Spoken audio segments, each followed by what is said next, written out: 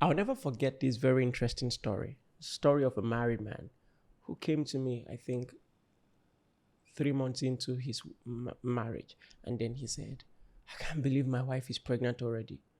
I said, you cannot believe, as in, say, I wasn't planning for her to be pregnant by this time. I said, okay, did you have unprotected sex? He said, yes. So I said, how were you not planning? What do you mean you were not planning? We just laughed about it. I congratulated him, and all of that. I'm not here to talk about marriage or family planning. I'm actually here to talk about temptation. And that's how that many times we are focused on trying to stop the fruit when we are still planting seeds. And there's an old saying, if you don't want to eat the food, don't smell it. This is 100 Days of Discipleship, day 27.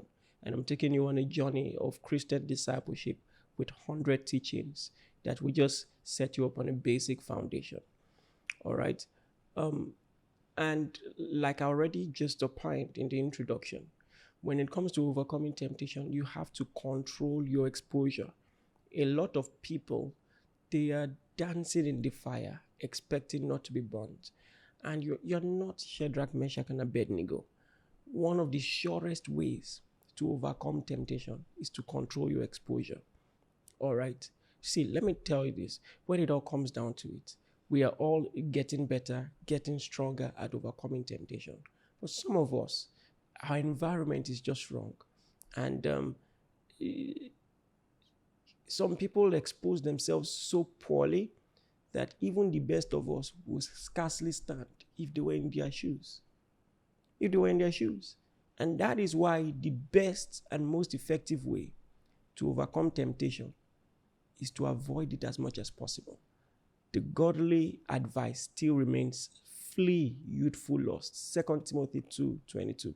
Flee youthful lust. When you can run away. All right. And just avoid unnecessary exposure. Listen, we all have the temptation to be overconfident. I can tell you one thing for sure. This is something, that I had to learn. Because you see, especially when you're from a decent background and all of that, you might overestimate your strength. But the wisdom of God should be superior to your self-assessment. Joseph, leave your jacket and run. Don't stay there being strong. Leave your jacket and run. And so you must create a system, all right, that is palatable with the outcome that you want. Create a system. And when you're saying that you are seeing outcomes in your life that are inconsistent with who you are, reorganize your system again. Reorganize your system. Put new checks, new balances, and all of that. Like I've been saying in this series, remember the days of your innocence when you first came to the Lord, movies that you won't watch and things like that. And just when you became comfortable, you felt, I can handle it. That is when you started having problems. You must go back to your early innocence. Ask God to restore your sensitivity to sin and start putting structures in place. Again, you don't rise to the level of your discipline. You fall to the level of your structure. Remember, we talked about that in the first class. And that's what you want to do. The Bible says, let no one say, James 1:13. Let no man say when he's tempted by God. For God cannot be tempted with evil, neither tempts he any man. But every man is tempted when he's drawn away of his own lust, enticed. And when lust is conceived, the Greek word for conceived is literally, as we use the word today, conception, impregnation.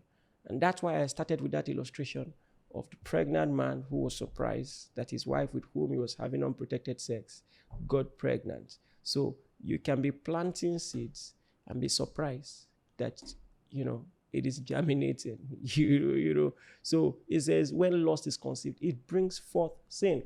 You see, many people are fighting sin instead of fighting conception. That is the problem. They are fighting the sin instead of fighting the conception. And you'll be a lot better in overcoming temptation when you learn to nip things by the bud. before they even germinate. In fact, don't even allow yourself close to an environment, all right? Because guess what? If you put a seed on a table, it won't grow. You created the environment, and that's why conception took place, right? I'll read 2 Peter chapter 2 from verse 6. 2 Peter chapter 2 from verse 6. The Bible says, in verse 5, the Bible says God did not spare the old world. My question is, what are you sparing? In verse 6, it says, turning the cities of Sodom and Gomorrah into ashes, condemned them with an overthrow, making an example unto those who afterward should live ungodly. It says, and delivered just Lot, vexed with the filthy conversation of the wicked. Meaning, because of where Lot was living, every day his spirit was vexed. There are cities you shouldn't raise children. There's movies you shouldn't watch. There are places you shouldn't go. It will vex your righteous soul. You shouldn't subject yourself to that kind of contradiction and be trying to be strong. Don't be strong when the Bible says run. All right? This is the wisdom of God. And then the Bible says he delivered Lot. So this is an aspect of deliverance a lot of people don't know when it comes to temptation. How does this deliverance happen? When you burn the source.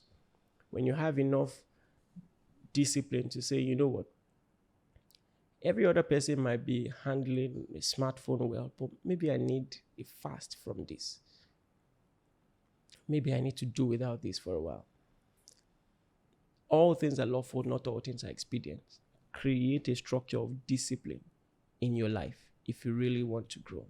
This is something every one of us, both clergy and laity, must learn to do. I hope this blessed you. This is 100 Days of Discipleship. Don't forget to subscribe to this YouTube channel if this blessed you. And listen, 26, 27, 28 over 100 is still failure. So don't get too comfortable. We still have a long way. In fact, what is ahead of us is way more than what is behind us. So continue to the end. Leave a comment and share this with some people. It will be a blessing to them. And I will see you tomorrow.